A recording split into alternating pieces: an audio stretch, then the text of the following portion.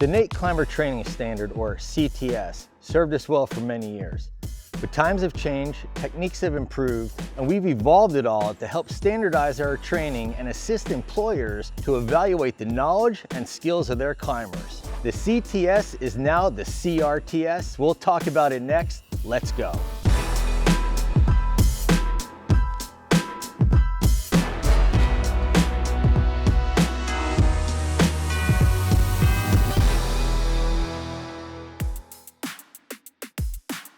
With the Climber Rescue Training Standard now in full swing, you'll notice climbers are now trained from day one in techniques that have become common, such as rope descent systems that have provided a new set of access for new climbers. And all climbers are trained in rescue from the get-go. To walk you through a few of these new standards, I'm joined by Justin Miller of ET Towers. Justin, great to see you. The first thing to point out about the CRTS is even a new climber can successfully participate in a rescue with the appropriate supervision. That's right. So we wanted to make sure that both skill sets were evaluated. So if you're going to go elevated, we wanted to make sure that fall protection and rescue were supervised at the same level. So a competent rescuer or competent climber now being one thing. So a competency is based on fall protection and rescue being assessed at the same time. So in the CRTS, what's the difference between an authorized and a competent climber rescuer, and who decides? Great question, Sean. It really comes down to like a 90-day period of evaluation. So the authorized climber rescuer goes through the exact same training that a competent climber rescuer does. The difference is time and experience. So a competent climber will be evaluating an authorized climber rescuer.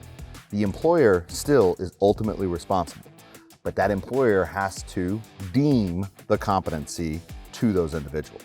In the older days with the CTS, we were like, okay, we're going to silo you and teach you fall protection techniques, then put you out in the field, and then come back in, we're gonna put you in a silo of just rescue techniques. We needed to make sure that anytime a climber is going elevated, we want to have fall protection and rescue married up in the training. Then, underneath the supervision of a competent climber who has been through the same exact training, they evaluate and watch and teach and mentor that authorized person for a minimum of 90 days. An employer's responsibility is to ensure that a person is trained. CRTS just outlines the guidelines.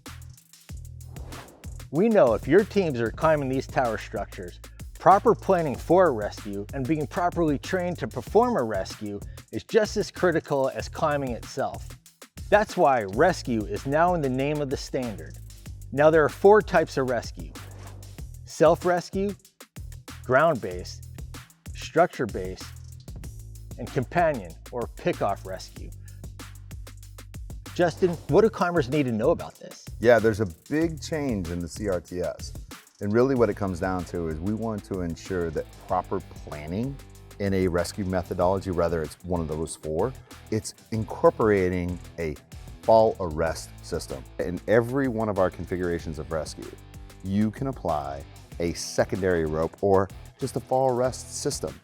Your true backup to the controlled descent line that you're utilizing. It really comes down to is, do you have a controlled descent line and do you have a backup for your fall arrest?